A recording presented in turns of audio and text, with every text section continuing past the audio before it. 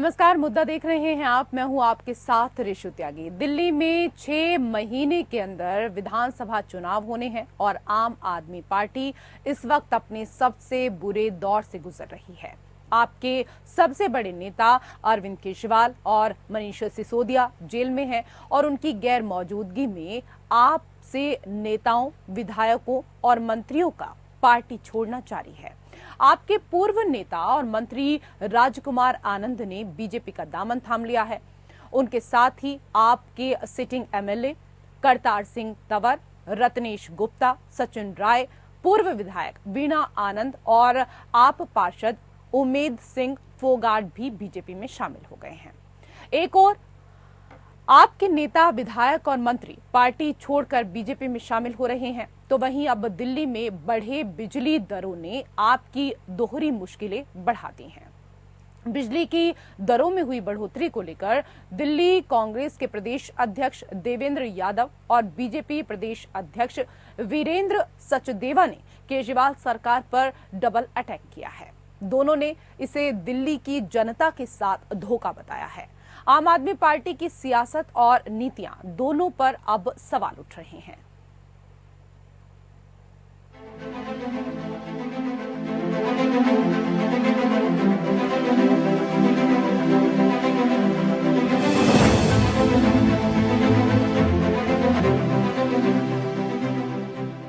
आम आदमी पार्टी लगातार लग रहे झटकों से उबर नहीं पा रही है। आपके पूर्व नेता और मंत्री राजकुमार आनंद ने बीजेपी का दामन थाम लिया है।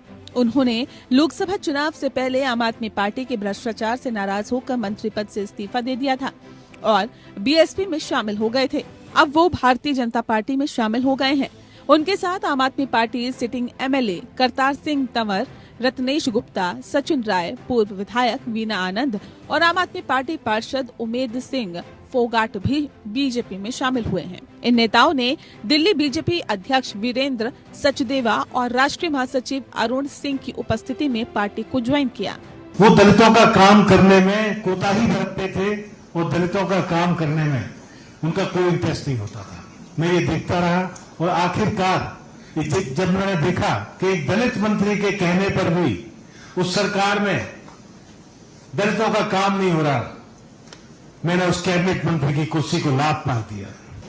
कि कांग्रेस को तो जनता ने नकार ही दिया है, उसके साथ साथ आम आदमी पार्टी को भी दिल्ली की जनता ने नकार दिया है, क्योंकि आम आदमी पार्टी को यह मानती है कि यह घोटालों की पार्टी है, ये शराब माफियाओं के समर्थन की पार्टी है, यह विनाश पे ले जाने वाली पार्टी है। क्योंकि जिस पार्टी के पूर्व मुख्यमंत्री इतने दिनों में जेल में हो और अभी के मुख्यमंत्री जेल में हो, पूर्व मंत्री जेल में हो, तो सारे ही जेल में हैं। इतना बड़ा घोटाला किया तभी तो। एक और आप नेता, विधायक और मंत्री पार्टी छोड़कर बीजेपी में शामिल हो रहे हैं। वहीं अब दिल्ली में बड़े बिजली दरों ने आपको दोहरी मुश्किल में डाल दिया है। दरअसल दिल्ली के लोग अभी पानी की किल्लत से बाहर भी नहीं निकल पाए थे कि उन्हें बिजली विभाग ने बड़ा झटका दिया है। बिजली वितरण कंपनियों ने पावर परचेज एडजस्टमेंट यानी पीपीएसी में 8.75% तक बढ़ोतरी कर दी है। इसमें करीब 9% तक बढ़ोतरी तय है। बिजली के बिल में हुई बढ़ोतरी 1 मई से जोड़ी जाएगी, यानी जुलाई में जिन लोगों को बिजली के बिल मिले हैं उसमें ये बढ़ोतरी शामिल है। बिजली की दरों में हुई बढ़ोतरी को लेकर दिल्ली कांग्रेस के प्रदेश अध्यक्ष देवेंद्र यादव और भाजपा प्रदेश अध्यक्ष वीरेंद्र सचदेवा ने केजरीवाल सरकार पर डबल अटैक किया है। बिजली के दामों में हुई बढ़ोतरी को लेकर देवेंद्र यादव ने इजाफे को गलत बताते हुए कहा कि हम इसे लेकर लोगों के बीच जाएंगे। हमारे पास इससे जुड़ा पूरा प्लान मौजूद है, जिसे जल्द ही जमीन पर उतारा जाएगा। बीजेपी के प्रदेश अध्यक्ष वीरेंद्र सचदेवा ने भी बिजली के बिलों में वृद्धि को लेकर केजरीवाल सरकार को आड़े हाथों लिया है। उन्होंने कहा कि इन लोगों ने बिजली के दामों में बढ़ोतरी चोरी छिपे की है, जो दिल्ली की जनता के साथ सीधे तौर पर धोखा है। दिल्ली में बिजली के दामों में हुई वृद्धि को लेकर आप नेता और केजरीवाल सरकार में मंत्री आतिशी ने बीजेपी पर पलटवार करते हुए कहा है कि बीजेपी पिछले कई दिनों से भ्रम फैला रही है कि दिल्ली सरकार ने बिजली के दाम पीपीएसी बढ़ा दिए हैं। देखिए, भारतीय जनता पार्टी पिछले कई दिनों से भ्रम फैला रही है कि दिल्ली सरकार ने बिजली के दाम बढ़ा दिए हैं, पीपीएसी को बढ़ा दिया है।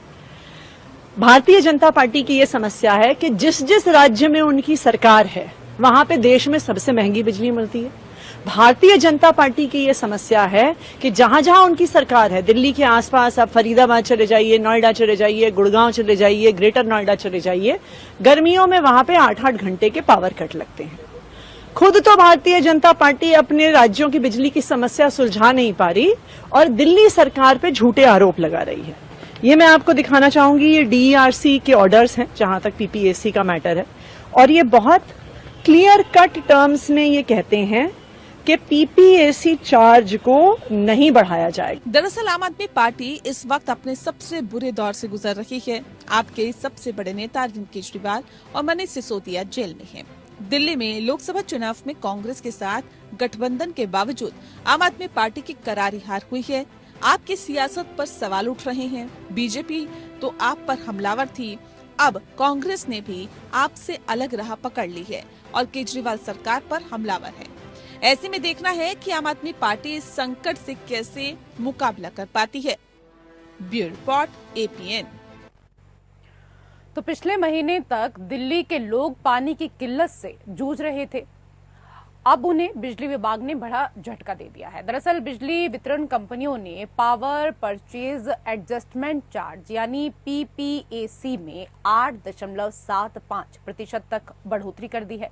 इसमें करीब 9% तक बढ़ोतरी तय है। बिजली के बिल में हुई बढ़ोतरी 1 मई से जोड़ी जाएगी, यानी जुलाई में जिन लोगों को बिजली के बिल मिले हैं उसमें ये बढ़ोतरी शामिल है। बिजली की दरों में हुई बढ़ोतरी को लेकर दिल्ली कांग्रेस के प्रदेश अध्यक्ष देवेंद्र यादव और बीजेपी प्रदेश अध्यक्ष वीरेंद्र सचदेवा ने केजरीवाल सरकार को घेरा है। तो आम आदमी पार्टी इस वक्त अपने सबसे बुरे दौर से गुजर रही है। आपके सबसे बड़े नेता अरविंद केजरीवाल और मनीष सिसोदिया जेल में हैं, तो आपके पूर्व नेता और मंत्री राजकुमार आनंद, आपके सिटिंग एमएलए करतार सिंह तंवर, रत्नेश गुप्ता, सचिन राय, पूर्व विधायक वीना आनंद और आप पार्षद उमेद सिंह फोगाट भी बीजेपी में शामिल हो गए हैं। ऐसे में देखना है कि आम आदमी पार्टी इस संकट से कैसे निकलेगी।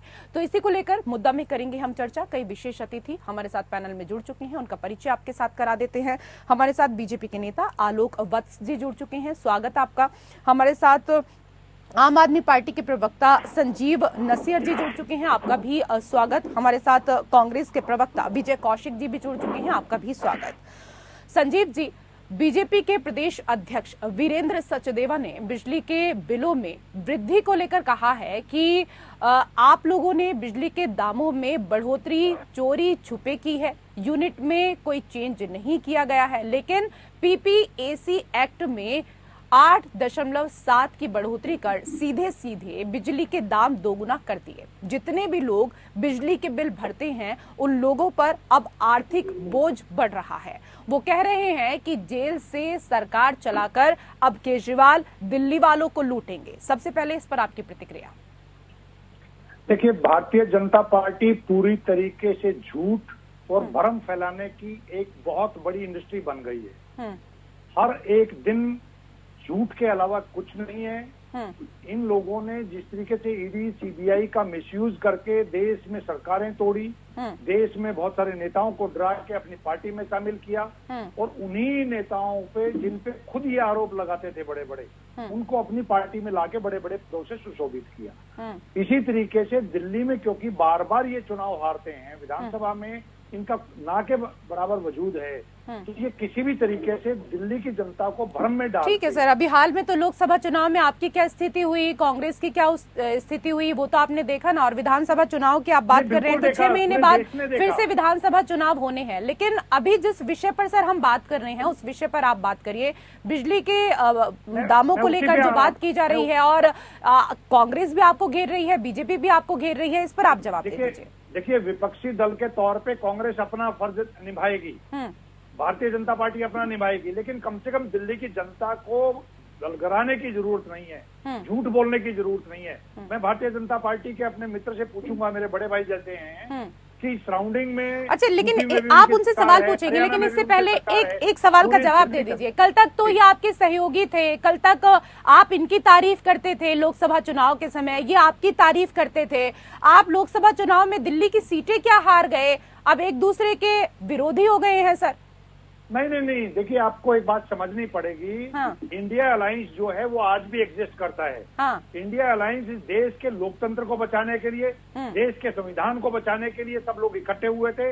और देश ने देखा कि जिस तरीके से अहंकारी सत्ता को ऐसी जगह ला के खड़ा कर दिया, वो बैसाखियों की सरकार है। और जिस तरीके से जो अहंकार इनका नजर आ रहा था, हालांकि वो बॉडी पोस्चर अभी चेंज नहीं हुआ है। अच्छा, बैसाखियों की सरकार कैसे होती है, जरा ये भी समझा दीजिए, क्योंकि आप भी गठबंधन के साथ लड़े, ये भी गठबंधन के साथ लड़े। ऐसा तो नहीं है ना कि बाद में इन्होंने गठजोड़ किया हो और उसके बाद सरकार बनाई हो, फिर तो आप बैसाखियों की सरकार कह सकते हैं। लेकिन जब ये भी साथ में लड़े हैं गठबंधन के, तो फिर बैसाखियों की सरकार कैसे हो गई? पहले इसको स्पष्ट कर दीजिए। जी, मैं स्पष्ट कर देता हूँ। ये चुनाव पूरी की पूरी तरीके से एनडीए ने नहीं लड़ा, ये मोदी ने अकेला लड़ा, भारतीय जनता पार्टी ने भी नहीं लड़ा। मोदी सब पे भारी, मोदी की गारंटी, मोदी ने ये किया, मोदी ये करेगा, मोदी जी की हार है ये पूरी तरीके से 240 में जो देश की जनता ने उनको लाके खड़ा किया है, वो उनके अहंकार की वजह से। अच्छा, ठीक है, ये बातें क्योंकि पिछले कई दिनों से हम सुन रहे हैं, क्योंकि लोकसभा चुनाव समाप्त भी हो चुके हैं, उसके बाद देखिए अभी उपचुनाव भी हुए हैं कई सीटों पर कल ही, और अब 6 महीने बाद विधानसभा चुनाव दिल्ली में होने हैं। लेकिन जो विषय है सर उस पर रहते हैं, वरना पूरी डिबेट खत्म हो जाएगी और बाकी जो पैनलिस्ट हैं उनसे मैं चर्चा नहीं कर पाऊंगी। क्योंकि विजय कौशिक जी, बीजेपी तो आप पर पहले से ही हमलावर थी और अब आपने भी वही रास्ता पकड़ लिया है। आप तो गठबंधन में दिल्ली में चुनाव लड़े, सीटें क्या हार गए, रास्ते ही अलग हो गए। अब मुश्किल समय था आम आदमी पार्टी का और आपके कंधे की सबसे ज्यादा आवश्यकता इस वक्त इनको थी। दिल्ली में पानी नहीं मिला तो जनता के सामने आप गए, मटका फोड़ प्रदर्शन किया, अब बिजली के मुद्दे पर इनको आप घेर रहे हैं। देखिए, कांग्रेस राष्ट्रीय पार्टी और मेरा पीसीआर से निवेदन है, थोड़ा ऑडियो बढ़ा। मेरी आवाज आ रही है? ठीक जी, आपकी आवाज आ रही है। मैं कह रहा हूँ कांग्रेस एक राष्ट्रीय पार्टी है और आम आदमी पार्टी जो है एक क्षेत्रीय राष्ट्रीय पार्टी है डियर। अरे मैंने मान लिया भाई साहब, मैंने मान लिया। बात कंप्लीट कीजिए विजय कौशिक जी। में जो कांग्रेस की जो जिम्मेवारी है वो देश भर की जनता की अपेक्षाओं पर खरा उतरना है। उसमें जहाँ तक दिल्ली की बात है तो हमारा जो आपस में गठबंधन हुआ था वो केवल लोकसभा चुनाव को लेकर हुआ था। ये स्पष्ट था कि ये जो गठबंधन है ये विधानसभा चुनाव को लेकर नहीं है। अगर दिल्ली की जनता पर कोई अत्याचार होगा, चाहे वो बिजली के बढ़े, पर अभी तो राहुल गांधी जब गुजरात गए थे तो वो कह रहे थे कि गुजरात में चुनाव होंगे तो हम आम आदमी पार्टी के साथ ही लड़ेंगे। देखिए, मैंने क्या कहा, दिल्ली को लेकर तो कोई नहीं कहा ना उन्होंने गठबंधन नहीं, मतलब अपने हिसाब से आप तय कर लेते हैं कि कहाँ आपको साथ रहना है, कहाँ आपको अपना अवसर देखना है और फिर राहें अलग कर लेनी है। ठीक है, मैं वापस से आपके पास आऊंगी। मेरे साथ आलोक जी भी बैठे हैं, उनसे अभी तक कोई चर्चा नहीं हुई है, उनको भी समय देना है। विजय कौशिक जी, आलोक जी जो बातें यहाँ पर कह रहे हैं संजीव जी और विजय जी, इन बातों पर तो जवाब दीजिएगा ही सर, लेकिन इसके साथ ही दिल्ली में बिजली के दामों में हुई वृद्धि पर आतिशी कह रही हैं कि बीजेपी पिछले कई दिनों से सिर्फ जनता को गुमराह करने का कार्य कर रही है। दिल्ली सरकार ने बिजली के दाम पीपीएसी बढ़ा दिए हैं। बीजेपी की समस्या ये है कि जहां जहां उनकी सरकारें हैं वहां सबसे महंगी बिजली मिलती है। वो खुद अपने राज्य की समस्याओं का समाधान नहीं कर पा रहे हैं और दिल्ली सरकार पर झूठे आरोप लगा रहे हैं। देखिए रेशु जी, नमस्कार। जी नमस्ते सर। ये सरकार किस तरीके से चल रही है, भारत के इतिहास में पहला बार है जब किसी चीफ मिनिस्टर के ऊपर उंगली उठी है और वो जेल गए हैं, विचाराधीन कैदी है और वो अपने पद से इस्तीफा नहीं। और भी लोगों का एग्जाम्पल है जो मेरे संज्ञान में आता है। लालू जी पर हुआ, उन्होंने रिजाइन कर दिया। अभी अभी ताजा उदाहरण है हेमंत सोरेन का, वो बरी हो गए और फिर से चीफ मिनिस्टर हो गए। लेकिन लेकिन इनको तो किसी के ऊपर विश्वास ही नहीं है, जबकि इनके पास एब्सोल्यूट मेजोरिटी की फौज है। ये ऐसा राज्य है जिसका chief minister, deputy chief minister और एक सीनियर कैबिनेट मिनिस्टर तीनों जेल में सालों से चल रहा है। और अभी अभी आपने देखा कि दिल्ली पीने की पानी की समस्या से जूझ रहा था। वो अभी चल ही रहा था जब तक बाढ़ की समस्या से जूझने की नौबत आ गई। और उससे भी जब निजात नहीं हुआ तो बिजली के दर बढ़ गए। तो ये अनकंट्रोल्ड है। और जैसा कि विजय भाई कह रहे थे कि हमारा सिर्फ लोकसभा तक ही इनके साथ गठबंधन था, तो मैं एक चीज आपको बता दूं कि ये मैरिज ऑफ कन्वीनियंस जो ये दलों का था ना, कनपट्टी में सिंदूर रगड़ने से मैरिज नहीं फाइनल होता है, सिंदूर दान होता है मांग में। इन्होंने अफरा तफरी में सिंदूर लगा लिया कनपट्टी में और कह दिया हम लोग सब साथ हैं। उसका हाथ देख लीजिए आप, आज ये फिर अलग अलग राह पे हैं, जुदा हो गए। ठीक है, जो बातें यहाँ पर कह रहे हैं संजीव जी, आलोक जी, उन बातों पर जरा आप जवाब दे दीजिए। और सर सबसे बड़ी बात तो ये कि देखिए अभी हाल ही में पिछले महीने हमने देखा कि किस तरीके से दिल्ली वालों को पानी की किल्लत का सामना करना पड़ा और टैंकर के पीछे किस तरीके से लोटा लेकर, बाल्टी लेकर लोग दौड़ते हुए, भागते हुए नजर आए। आप लगातार आरोप लगाते रहे कि हरियाणा सरकार मदद नहीं कर रही है, पानी नहीं दे रही है। अब देखिए इन्होंने इतना पानी छोड़ दिया कि अब आप हाथ जोड़ रहे हैं कि पानी को बंद कर दीजिए वरना दिल्ली में बाढ़ आ जाएगी। हालात अब ये हो चुके हैं। जी नहीं, हमने पानी नहीं छोड़ा, प्रकृति का पानी आया, प्रकृति के पानी को ये नहीं संभाल पाया। क्योंकि पिछले साल भी आई थी, मैंने आईटीओ पर आधा कमर में खड़ा होकर पानी में और मैंने टीवी डिबेट किया था और वो गंदा पानी था, एंकर भी खड़ी थी पानी में। रिप्लाई दे देता हूँ। ठीक है, मैं इस पर जवाब ले लेती हूँ। ठीक है सर, हर बार ऐसा क्यों होता है सर? इनकी सरकार है ना, तो जवाब सरकार इनकी है, जरा जवाब भी लेने दीजिए ना। सर आप बिजली पानी के मुद्दे पर ही दिल्ली में आए थे और जनता ने जो आपको भरपूर आशीर्वाद दिया था, बम्पर वोट दिए थे, इन्हीं मुद्दों पर दिए थे। लेकिन क्या कारण है ना पानी की समस्या सुलझ पाती है ना बिजली की समस्या सुलझ पाती है? देखिए आज भी हिंदुस्तान के अंदर जितनी सस्ती बिजली दिल्ली में मिल रही है, बिना किसी कट के बिजली मिलती है। इतना पावर लोड बढ़ने के बावजूद भी दिल्ली में कोई कट नहीं है। जब हम लोगों की सरकार आई लंबे लंबे कट होते थे। पानी में दुनिया भर के टैंकर माफिया थे, उनको हम लोगों ने खत्म किया। दिल्ली के अंदर करीब 30 से 35% अनऑथराइज्ड कॉलोनीज में लाइन बिछाने का हमने काम किया। लेकिन ये जो पानी और बिजली की समस्या की बात हम यहाँ पे डिस्कस कर रहे हैं, पानी को लेकर पूरी तरीके से भारतीय जनता पार्टी एक कॉन्स्पिरेसी के तहत, एक साजिश के तहत आम आदमी पार्टी को प्रताड़ित करने पे लग रही है। क्यों? क्योंकि हम लोगों को दिल्ली की जनता का जो आशीर्वाद अरविंद केजरीवाल जी को मिला है, जिस तरीके से अरविंद केजरीवाल जी पे बार बार विधानसभा में भरोसा किया है, एमसीडी के अंदर भरोसा किया है, उस चीजों से बौखलाकर ये लोग, क्योंकि यूपी के अंदर और हरियाणा के अंदर सत्ता में है, तो पूरी तरीके से पानी की समस्या को लेकर जब कमी आई तब भी हरियाणा वाले जिम्मेवार थे, हरियाणा की सरकार। और आज अगर वहां से पानी जिस तरीके से कंट्रोल किया जाता है, जिस तरीके से वहां छोड़ा जाता है, वो सब चीजें कॉन्फिडेंस। ठीक है आलोक जी जवाब दे दीजिए। वो कह रहे हैं कि हम तो कार्य करना चाहते हैं जनता के लिए, क्योंकि जिस जनता ने हमें आशीर्वाद दिया है, लेकिन ये लोग सिर्फ प्रताड़ित करने का कार्य कर रहे हैं, साजिश करने का कार्य लगातार करते आ रहे हैं। देखिए ऋषि जी, इनके कथनी और करनी में बहुत अंतर है। इन्होंने शराब घोटाले में 1 पर 1 फ्री करके दिल्ली की जनता को पानी की जगह दारू पिलाने का कवायद किया। आलोक जी एक बार हरियाणा में चले जाओ, वहाँ पे क्या है? सर उनको कंप्लीट करने दीजिए, संजीव जी कंप्लीट करने दीजिए। उन्होंने पूरा अवसर दिया ना, धैर्य के साथ सुना, आप भी सुन लीजिए सर। ठीक है सर, कंप्लीट कीजिए आलोक जी। जैसे उस मामला उठा उसके नेक्स्ट डे इन्होंने उस पूरे पॉलिसी को खारिज कर दिया। और आज जब इसकी मनी ट्रेल मिल चुकी है तो इनके बड़े बड़े नेता जेल में हैं। कितनी बार बेल प्ली रिजेक्ट हो गई, लेकिन बेशर्म की तरह चिपके हुए हैं। क्या किसी भी एमएलए में इनको विश्वास नहीं है जिसको ये चीफ मिनिस्टर बना दे? जब अगर बरी हो जाएंगे तो आके फिर से चीफ मिनिस्टर बन जाए। किसी के ऊपर भरोसा नहीं है इनको। कितने लाख का घर बनवाया था इन्होंने अपना, ये किसी से छिपा हुआ है क्या?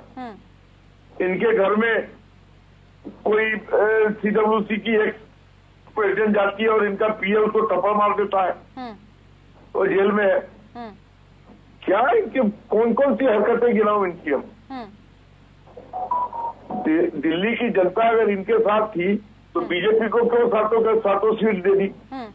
अच्छा ठीक है, इस बात पे जवाब दे दीजिए। दिल्ली की जनता को तो अभी फिलहाल यहाँ पर, क्योंकि 6 महीने बाद पता चल जाएगा कि जनता कितना आशीर्वाद आपको दोबारा से देती है संजीव जी, लेकिन उससे पहले क्योंकि आपके देखिए आपके पूर्व नेता और मंत्री राजकुमार आनंद ने आपको छोड़ा, आपकी सिटिंग एमएलए करतार सिंह तंवर ने आपको छोड़ दिया है, रत्नेश गुप्ता ने आपको छोड़ दिया है, सचिन राय ने आपको छोड़ दिया है, पूर्व विधायक वीना आनंद और इसके साथ ही आपके पार्षद उमेश सिंह फोगाट ने भी आपको छोड़ दिया है और सभी बीजेपी में शामिल हो गए हैं।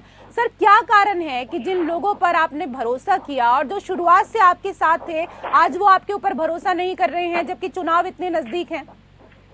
देखिए, दिल्ली की जनता बहुत अच्छी तरह समझ रही है, भारतीय जनता पार्टी ने 2 रास्ते बना दिए हैं इस देश के अंदर। ये जिसको चाहें या तो जेल भेजेंगे या भारतीय जनता पार्टी में शामिल करेंगे। यही राजकुमार आनंद हैं जिनके यहाँ पे जब रेड हुई थी ईडी की, सीबीआई की, तो भारतीय जनता पार्टी ने प्रेस कॉन्फ्रेंस करके बहुत लंबे लंबे आरोप लगाए थे।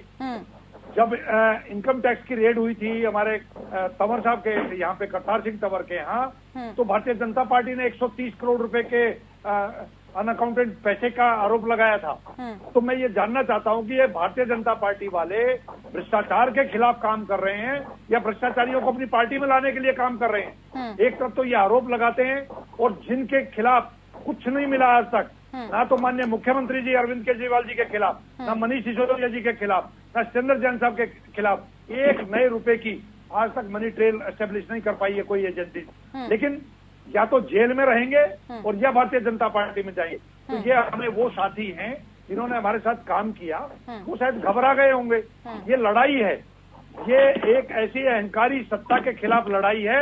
इस लड़ाई में लड़ने वाले अरविंद केजरीवाल जी के सिपाही लाखों हजारों हैं और अरविंद केजरीवाल जी अब एक विचार बन चुके हैं। और दिल्ली की जनता आने वाले 6-7 महीने बाद जो चुनाव होगा, भारतीय जनता पार्टी को ये जो 8 सीटें हैं ये भी हारेंगे। 70 की 70 विधानसभाओं में, आप लिख के नोट कर लीजिए, 70 की 70 विधानसभाओं में अरविंद केजरीवाल जी के सिपाही जीत कर आएंगे। चलिए ठीक है, नोट करने की आवश्यकता नहीं है सर, क्योंकि डिबेट होती है और डिबेट ये बाकायदा उसके बाद यूट्यूब पर भी जाती है, कभी भी आप इसको खोलकर देख सकते हैं। 6 महीने बाद खोलिए चाहे 1 साल बाद खोलिए। लेकिन विजय कौशिक जी, क्योंकि आज बिजली के मुद्दे को लेकर लगातार हम यहाँ शुरुआत से ही चर्चा कर रहे हैं और बिजली के दामों में हुई बढ़ोतरी को लेकर कांग्रेस के दिल्ली प्रदेश अध्यक्ष देवेंद्र यादव कह रहे हैं कि हम इस मुद्दे को लेकर अब दिल्ली की जनता के बीच जाएंगे। पहले आप पानी के मुद्दे को लेकर जाए और अब बिजली के मुद्दे को लेकर जनता के बीच जाने वाले हैं। विजय जी। देवेंद्र यादव जी दिल्ली के प्रदेश अध्यक्ष हैं और पंजाब कांग्रेस के प्रभारी भी थे। इससे पहले उत्तराखंड के प्रभारी भी थे भाई देवेंद्र यादव जी।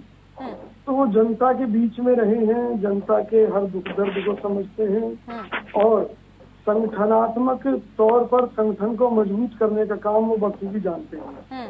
वो जानते हैं कि जो दिल्ली कांग्रेस के कार्यकर्ता हैं वो चाहते हैं कि आम आदमी पार्टी की जो सरकार है उसके प्रशासन के खिलाफ कांग्रेस ही विकल्प बन सकती है, कांग्रेस ही दिल्ली में विकास करा सकती है। जिस तरह से दिल्ली सरकार में जो शीला दीक्षित जी के समय में काम हुए, उनकी कोई मिसाल आज तक नहीं है। उसी तरीके से अगर देवेंद्र यादव जी के माध्यम से आपने इतने काम किए थे दिल्ली की जनता के लिए, तो वापस क्यों नहीं आए? क्यों आशीर्वाद नहीं मिल पाया आपको दोबारा?